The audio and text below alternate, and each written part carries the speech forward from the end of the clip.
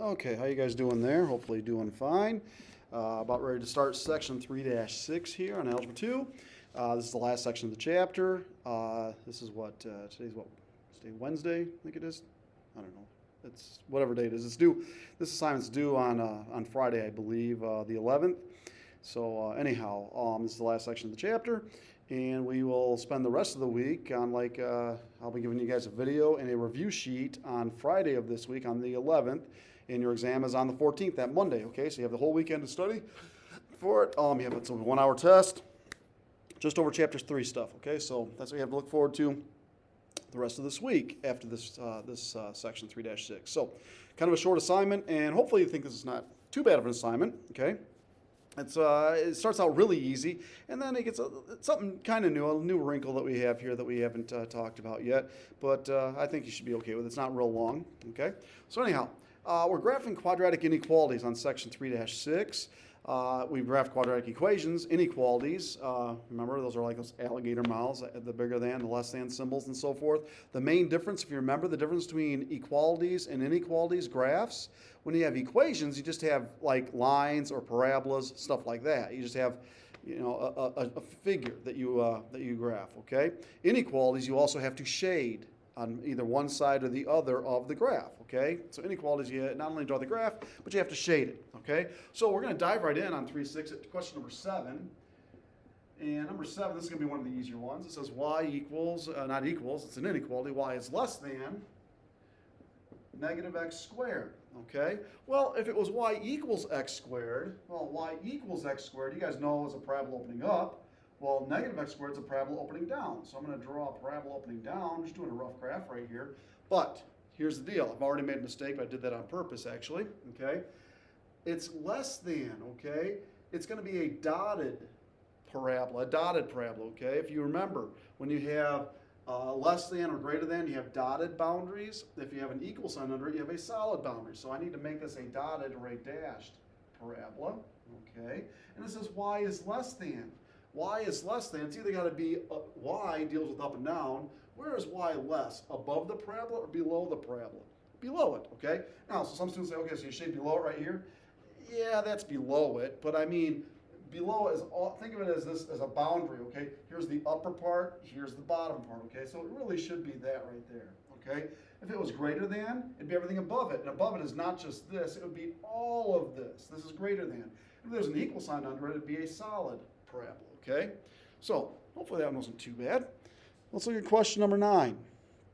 Okay, question number 9, we have y is what? Bigger than x squared minus 9? Okay, well, this is a parabola. This minus 9 moves it down 9 spots.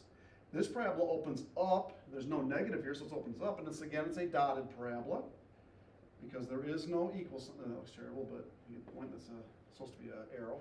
And this is y is greater. Y is greater above it. So we're going to shade everything above it, okay? And again, that's not a wavy line. I just don't feel like using up my entire marker, filling in every single square inch of board with it, okay? So we shade everything above that, all right? Now, we only have a couple of those ones. Now, the other thing, there's 2 things in this section. And we're going to jump all the way to question number 27 now. Question number 27, they ask us to solve this algebraically, okay? So we're not going to be graphing this. We're going to do it algebraically, and this is something new here. So we have 4x squared is less than 25. So it says 4x squared is less than 25? Yes, it does. Okay, so first off, quadratics, you're supposed to always have 0 on one side. So let's minus off 25. Minus off 25. So we have absolute value, not absolute value, the less than 0. And then we have 4x squared, take away 25. We can't simplify that, okay? But that does factor. Okay, this is a difference of 2 squares. Remember, difference is subtraction.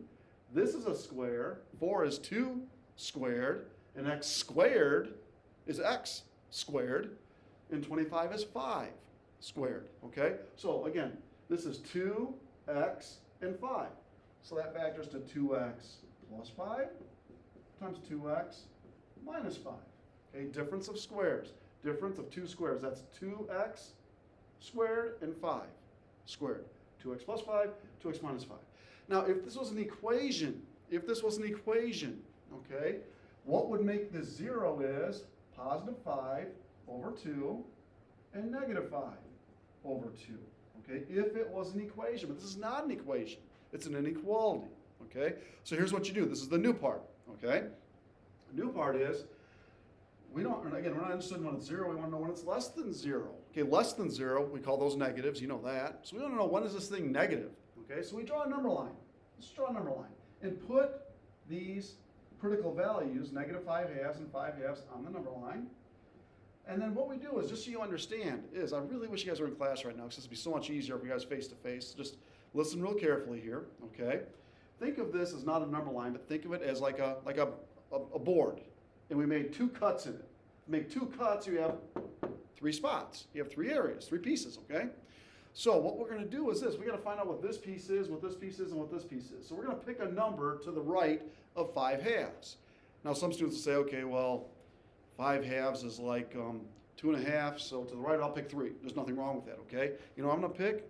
I'm going to pick an easy number to work with. I'm going to pick 1,000,000, okay? Now here's why 1,000,000 is easy to work with, okay? If I plug in 1,000,000, I don't really care about the value. I just care about whether it's positive or negative, okay? If I plug in 1,000,000 here, 2 times 1,000,000 plus 5, you might go, well, that's 2,000,005. Yeah, you're right. But what I really care about is 2 times 1,000,000 plus 5 is a positive number. It's a big number. It's a positive. And then 2 times 1,000,000 minus 5 is still a positive number. Parentheses means multiply. If I take a positive number times a positive number, we get a positive number. So 1,000,000, which is way over there, everything over here is a positive. I'm just going to put a plus sign right there, okay? Had we plugged in 3, 2 times 3 is 6, plus 5 is 11, it's a positive. If I plug in 3 right here, 2 times 3 is 6, minus 5 is 1, which is positive. Positive times positive is positive. All we care about is whether it's positive or negative, okay? Plug in a number between 5/2 and negative 5/2. I'm going to plug in 0. Plug in any number between these two. I'm going to plug in 0. 2 times 0 plus 5 is positive 5. All I care about is that it's positive, okay? 2 times 0 is 0, minus 5 is negative 5, a negative. A positive times negative is a negative, okay? So any number I were to pick between 5/2 and negative 5/2, it would turn out to be a negative, okay? Pick a number to the left of negative 5/2. I'm going to plug in negative 1,000,000. 2 times a negative 1,000,000 plus 5 is a negative number. 2 times negative 1,000,000 minus 5 is still a negative number. A negative times a negative is a positive, okay? Now what do we care about? We care about where this is less than 0. Less than 0 means negative. So what we care about is here. We don't want it where it's positive. We want it where it's negative. So in everyday language, where it's negative is between negative 5/2 and positive 5/2. How we write that algebraically is negative 5/2 is less than x is less than positive 5/2. Okay? So that's your solution. Anything between negative 5/2 and positive 5/2. Okay, let's look at question number 29. Now if you're sitting there going, I don't get that. It's okay, it's one problem. It's only one problem. Okay? Let's try another one. See if this clears things up a little bit. That is something new. We haven't done something like that yet. Okay, so 29. We have x squared minus 11x is something bigger than or equal to negative 28. Okay, so we got to have 0 on one side. So we're going to add 28, add 28. We can't combine anything here, so we just have x squared minus 11x plus 28 is bigger than or equal to 0. Okay, this factors, okay? When I see 28 and 11, numbers that pop into my head are 4 and 7. 4 times 7 is 28. 4 and 7 add up to 11. So we have x and x. We ignore the middle term. We look at our last term. It's a positive. To make a positive, it's either a plus plus or a minus minus. We got to get a minus somehow, so it's got to be a minus minus. And 4 and 7. Because 4 times 7 is 28. Negative 4, negative 7 adds up to negative 11. So what makes 0 here? 4 and 7. So we're not interested in when it's 0, though. We're interested in when it's bigger than or equal to 0. Okay? So we make our number line. Make sure you put them in the right spots. 4 is always to the left of 7. Don't put 7 here and 4 here. That'll mess everything up. If I plug in a big number over here, like 1,000,000, 1,000,000 minus 4 is positive. 1,000,000 minus 7 is positive. A positive times a positive is a positive. Pick a number between 4 and 7. I'm going to pick 5. 5 minus 4 is positive 1. 5 minus 7 is negative 2. A positive times a negative is a negative. Pick a number to the left of positive 4. If I plug in negative 1,000,000, negative 1,000,000 minus 4 is negative. Negative 1,000,000 minus 7 is still negative. Negative times negative is a positive. Okay, are we interested where it's positive or where it's negative? Well, This says bigger than 0. Bigger than 0 means positive, so we care about here and here. We don't want it negative this time. We want to know where it's positive. So we're talking about numbers to the right of 7 or to the left of 4. So x is bigger than 7 or has to be less than 4. Okay, it has to be or, not and. Just think about it. If I put and there, give me a number bigger than 7 and smaller than 4. There's not one. There's no such number exists, okay? Numbers that are bigger than 7 or smaller than 4, but this isn't quite right. Don't forget the equal sign here. So anything bigger than or equal to 7 or smaller than or equal to 4. Okay? All right. I will tell you this. Some students at this point, they wonder, they say, okay, I noticed it went plus, minus, plus. It did the same thing last time. Do they always flip-flop? Here's the deal. In this class, yes, they will. They will always flip-flop, okay? When you get into higher level, just because the problems we do, they always flip-flop. When we get into higher level math, like an FST, the problems get a little more difficult, and they won't always flip-flop. For right now, they will, okay? 31, just a few more from this section. So we have 2x squared minus 5x minus 3. 2x squared minus 5x minus 3. Minus 5x minus 3 is less than or equal to 0. Okay, this is good because we have 0 on one side. It's bad because this is a little harder to factor, okay? And this does factor, okay? This will factor. So, what can I factor out of 2, 5, and 3? Nothing besides 1. So we draw our two sets of parentheses. To make 2x squared, we do 2x times 1x. Okay, not 2x times 2x, that'd give you 4x squared. 2x times 1x. And then we look at our last term. It's a negative. To make a negative, it's a plus and a minus, okay? Now, does it make a difference where I put the plus and the minus? This is huge right here, guys, okay? Does it make a difference where I put the plus and the minus? Yes, because my first terms are not the same. They're not the same. So I'm going to put plus minus. How do I know that? Guess what? I don't. I'm totally guessing. For all I know, it might be minus plus. I don't know, okay? Now, that little trick about timesing to this and adding to that, that doesn't work on this problem. You know what's screwing things up? The 2. So we are looking for timesing to get 3, but they aren't necessarily going to add up to 5, negative 5, okay? So there's only one way to make 3. 1 times 3. Does it matter where I put the 1 and the 3? Yes, it does, because my first terms are not the same anymore, okay? So I'm going to put 3 and 1. How do I know that? I don't. I'm guessing. Now, do we just cross our fingers and hope for the best now? No. We check by foiling, okay?